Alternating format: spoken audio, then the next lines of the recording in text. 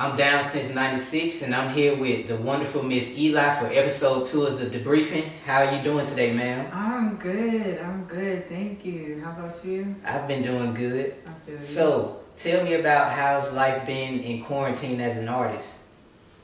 It has been very creative. I've figured out different ways just to maximize my time because there's just so much time in my hands. So I've been painting more. I've started a Black Lives Matter series of my paintings. I've been writing, just all around creativeness. So it hasn't been too bad.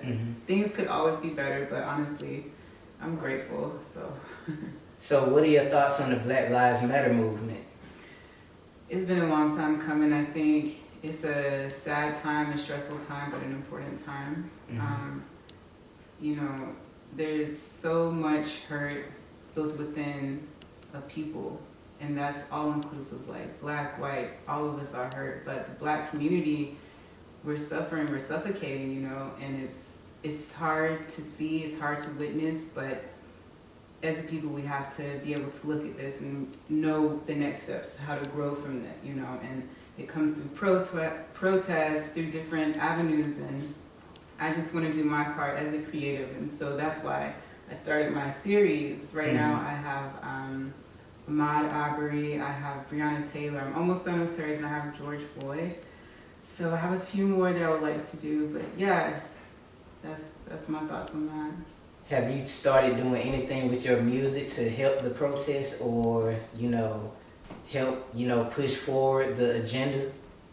So that's what I'm working on right now. I actually released a track back in February entitled Black Diamond. Okay. And Black Diamond was for the black woman because we're strong people and we're being put under pressure, but even through that, we're still pushing through that pressure. So I wrote that song actually 2 years ago and just released it in February, and it still radiates and sings to this day for me, but I definitely want to create more, for the culture. Well, you're doing your part, and that's all we can ask. Thank you. So, I heard that you're from North Carolina. Why the move to Atlanta?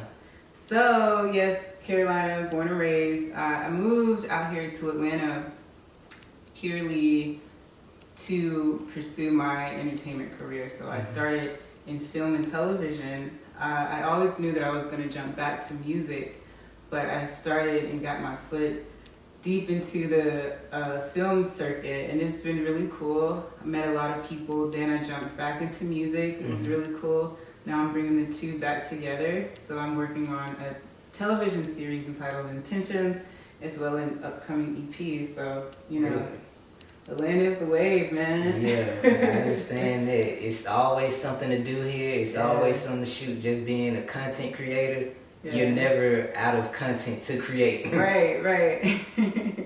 So where do you find inspiration when you're writing music? Inspiration comes through a lot of places, but mainly just from the music itself. I love sound, I love rhythm, and that creates the vibrations within me to make me feel inspired to write a specific way. But outside of the beat itself, anything, like I could be outside walking and I'll be looking at a river and I just think of a dope line, or like my song Georgia Peach. I was driving down 75 one day and I just started singing. And yeah, that's how that was born. So anything can inspire me. I just have to be in that mood. Do personal experience also play a major role in your writing process? Yup, most definitely. I'm an introvert. I don't talk much. I don't speak much. I speak when spoken to. Mostly, I have. Sorry. I just stick in my own side, but that's how I tell my story. My relationships with friends or whomever, that's how I share my side, through lyrics, because I'm an observer. So what is your musical background, being from North Carolina? Oh, it's crazy. So my dad and my mom are both musicians. My dad went to school for a bachelor's in music. he's a mastermind. It all started with my grandpa. He worked at a hotel back in North Carolina. He worked there for over 30 years. He was the piano player. He was a local musician in that hotel, and it was a hotel that had black handmaids. So he was black, and he was a musician, and he entertained all the Caucasian people. So it was a deep history musically within my family, and then my dad took over that role when my grandfather passed away, then my older cousin took on the role, and then my dad just immersed me and my brothers into this world of music that that most people haven't heard of, from things from like Africa music, from Sweden, like all sorts of things. So it started with like jazz, classical, then uncles introduced me to rock and hip hop and this whole little roller coaster of music. So it's very diverse, it's eclectic for sure. Yeah, I was gonna say that. Just listening to what you have out there already, I can already tell like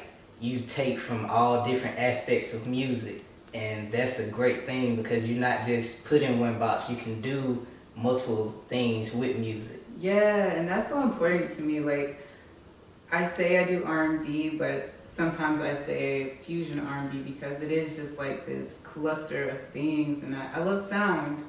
Ultimately, I love sound. I think it's important as artists just to toy around with that sound and not feel so caged in, you know what I mean? So what R&B artists, or artists in general, are you listening to now? So right now, I have been listening to Snow Allegra. Oh, I love Snow. Yeah, that girl is smooth. So she's been on rotation for me on my playlist right now. Yeah. So if you could compare your sound, who would you compare it to? Okay, I'm gonna start by saying Sade is my queen. Okay. Very different sound, but all of my inspiration, most of my inspiration comes from her. But if I had to compare myself, I would throw myself along the lines of Sabrina Claudio meets Janae Aiko. I love both of them. Those are heavy on my Spotify playlist right now. Yeah, cool. So what are some of the goals that you want to accomplish with your music? Music, I want to do for the rest of my life. But I want music, I'm using music as a gateway to graduate and to do other things.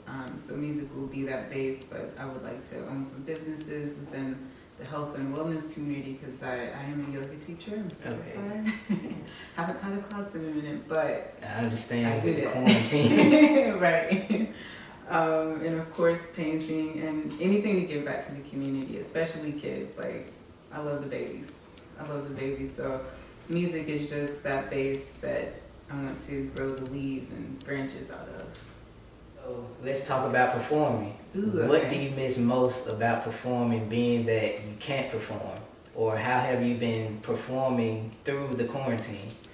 Energy from the crowd. Like, I miss seeing people's reaction to my music. I miss seeing people, if I'm being honest. I'm an introvert, but I do miss performing in front of the crowd. I miss the stage. I miss the whole energy behind it. Yeah. But I'm not gonna let that stop me. So I've been performing virtually. So I've been virtually to London, to Canada, New York, LA. I've been doing a world tour basically. So how does that work? Is it through Zoom, Skype, or something like that? Some of them are through Zoom, some of them are through IG Live, or some of them have like a secret link to something through Eventbrite. But mostly my performances have been IG Live and Zoom. I will say that the creators, they have found a way to, still move on as business as usual. Right. That's the great thing about this. Like, a lot of industries are changing because of this time. Oh yeah. And it's important as artists for us to be creative in how we want our creativity to be heard and to be seen. So yeah, definitely can't let it stop you. What's one piece of advice you would give an up-and-coming artist? Know that this is what you want to do. Stay focused and don't let anything stop you. If you really truly see yourself and believe in yourself enough to do that certain thing, just keep going. That's the greatest advice I've ever gotten, is to keep going and put yourself out there like you want it. So my last question would be, what song would you point your audience to? Like a new prospective fan, what song?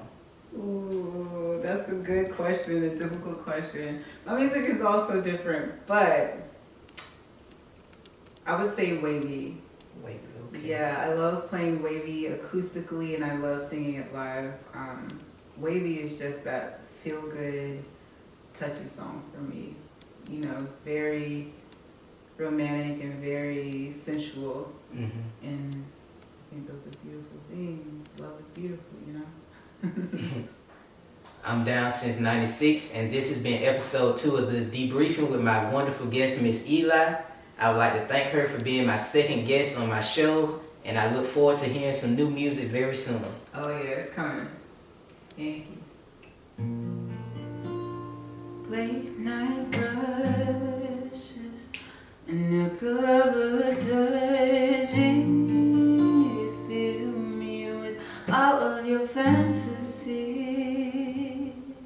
'cause I've been waiting on you. I got my hands all on you, can't keep my lipstick off you, and now I'm dreaming of you.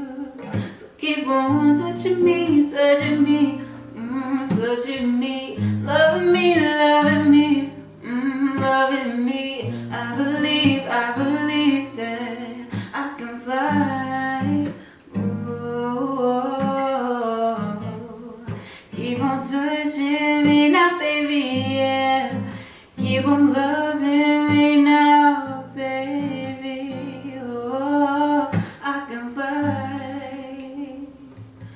So keep on.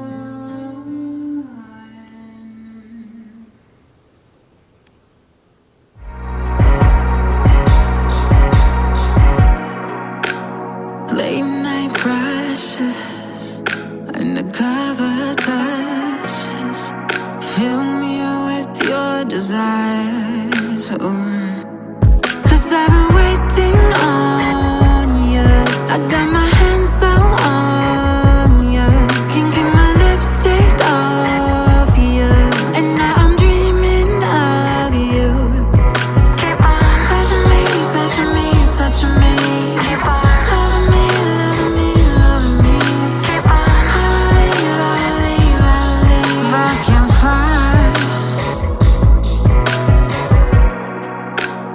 Take your time, love, for we got all night to explore.